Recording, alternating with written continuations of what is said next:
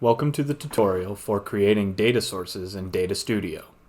This video guides users through the process of creating both an XML and Excel data source for use on Daktronics displays.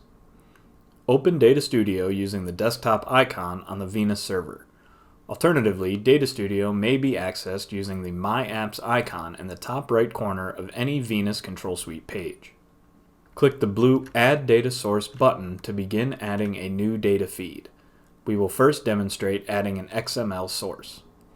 XML sources may be a public feed found online or a local feed that is found on your local area network.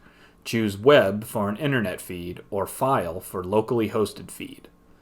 In this example, we will add a 50/50 raffle feed from the web. Give the feed a name and paste the URL into the address box. If the feed is password protected, check the Additional Configurations box to enter the login credentials. The refresh interval is measured in minutes. Setting this value to 1 is common practice for most applications. Click Next and you'll see the data trimming page. This allows Data Studio to select which portions of the feed are read and used as data. Click the Edit Properties button and choose from the desired items in the feed.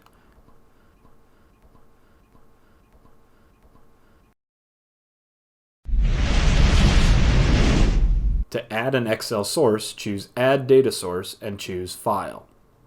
Note that the Excel workbook must be saved locally on the network. Give the feed a name and enter the file path to the locally hosted Excel file. Be sure to include the .xlsx file extension.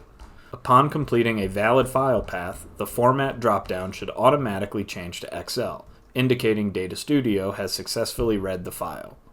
Click the blue Add Feed button and name the feed. Enter the worksheet name to point Data Studio to the proper sheet or tab within the Excel file. Choose the Add Item button and select either cell or range. Choosing Cell allows for individual cells to be read, while Range allows for a range of cells that are adjoining each other to be read. In this example, we will choose a range to streamline the process.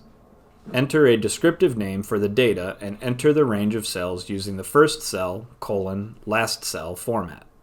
If your cell range spans multiple columns, an orientation option is available to select the order in which the cells are listed.